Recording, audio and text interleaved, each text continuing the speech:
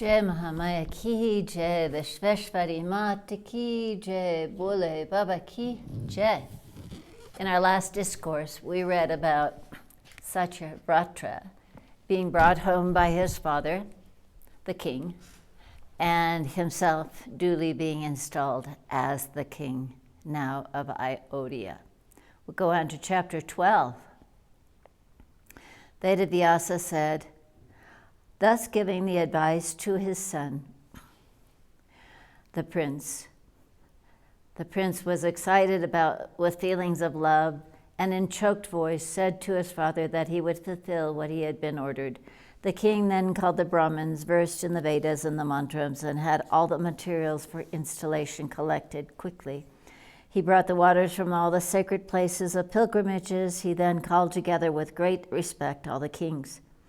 On a sacred day, the king installed his son on the throne and gave him, in accordance with due rites and ceremonies, the royal throne.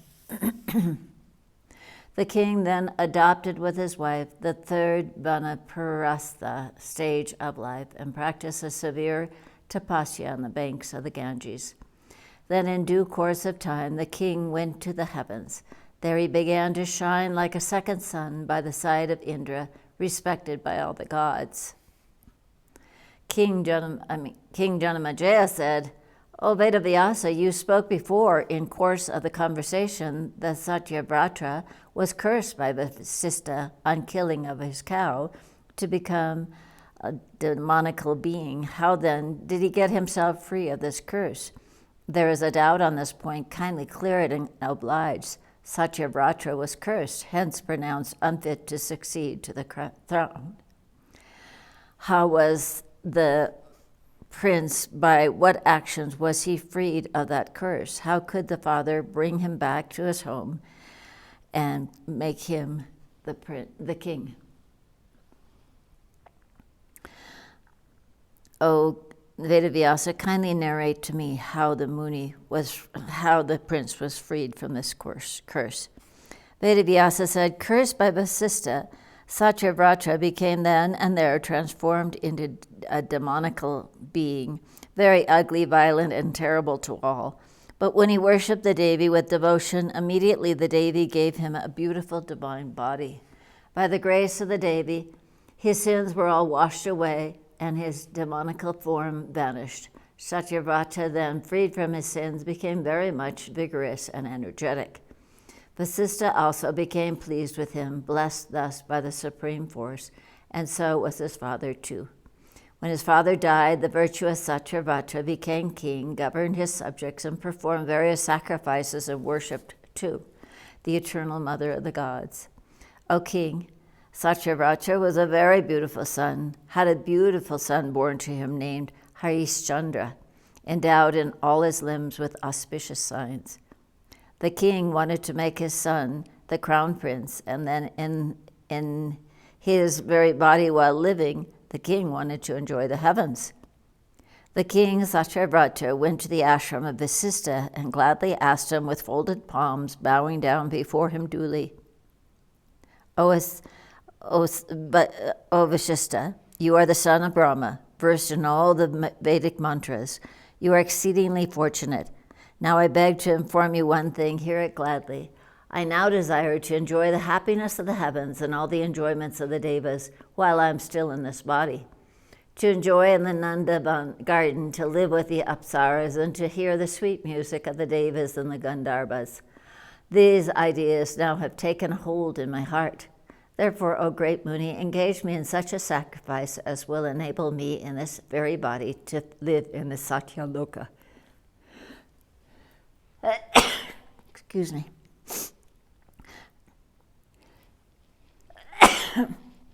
O Muni, you are fully competent to do this. Therefore, be ready for this. Have the sacrifice done and let me quickly go to Devi Loka, so difficult to be obtained. Vasistha said, O king, it is exceedingly hard to live in the heavens while in a mortal body. The departed only live in the heavens by their merits. This is a known fact. Therefore, omniscient one, your desire is hard to be attained. I'm afraid of this, O king. The living men can hardly enjoy the apsaras. Therefore, O Blessed One, do the sacrifice first. Then, when you leave this body, you will go to the heavens. The Maharishi Vasistha was already angry with the king. Therefore, when he spoke these words, the king heard and became absent-minded. He again spoke to Vasistha, O Brahmana, if you do not allow me to do the sacrifice on account of your haughtiness, I will have the sacrifice performed now by another priest. Vasistha became very angry at the words of the king and cursed him, O evil-minded one, be as soon as possible a Chandala in this body. You have committed acts by which your path to the heavens is obstructed.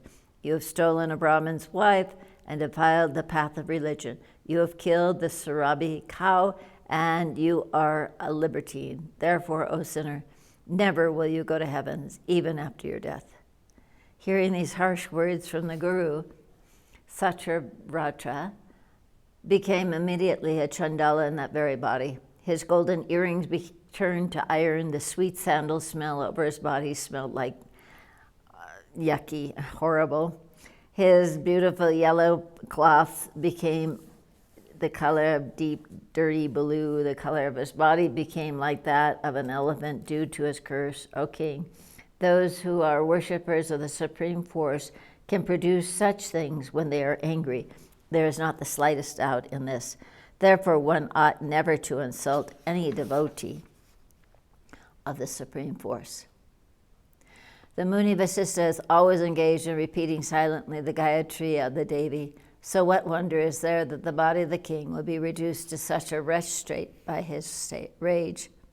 The king Satyavrata became very sorry to see his ugly body. He did not go home. Rather, he remained in the forest, in the form and in this poor dress. He began to think, distressed with sorrow and overpowered with misery. My body is now blamable to the extreme, so what to do and where to go in this wretched state? I find no remedy to exhaust all my sufferings.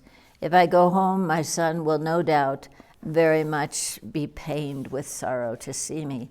My wife, when she sees this Chandala appearance, won't even accept me. My ministers will regard me as they used to, will never regard me as they used to. My friends and relations, when they will come to see, will not serve me with the former care. So it is far better to die than to live thus despised. I will drink poison or drown myself in waters or hang myself, or I will burn myself in the funeral pyre duly, or I will quit this blamable life by starvation. But alas, I will be guilty of suicide if I do this. So again, due to this sin, I will be born a Chandala, and I will be again cursed. Thus thinking, the king again thought that at present he ought not to commit suicide by any means. I will have to suffer for my karmas, and after due suffering, this karma will be exhausted. So I will suffer in the forest for my karma in this body. Without the enjoyments of the fruits, the past actions can never die out. Therefore, all actions done by me, auspicious or inauspicious, I will enjoy or suffer in this place. Always to remain close to a holy ashram, to wander in holy places of pilgrimage, to remember the Devi Ambika and to serve the saints will now be my duties. Thus I will no doubt exhaust all my actions residing in this forest. Then, if chance permits, and if I meet with a saintly person, all my intentions will be crowned with success. Thus thinking, the king, quitting his city, went to the banks of the Ganges, and repenting very much, remained there on the Ganges. The king, Harishchandra, came to know the cause of his father's curse, and with a sorrowful heart sent ministers to him. Like a Chandala, the king was respiring frequently at this time. The ministers went to him and bowing humbly said, O king, your son has ordered us to come here. We have come at his command. We are the ministers of the king, Harishchandra. Now, know this verily, O king. Kindly hear what the crown prince has said. Go and bring my father here without delay. Therefore, O king, cast aside your mental agonies and come to the city. The ministers, the subjects, all will be always at your service. We will all try our best to please Vasistha so that he may favor you, and that greatly illustrious Muni, being pleased, will certainly remove your sorrows quickly. O king, thus your son has spoken to us many words. So now be pleased to go to your own abode.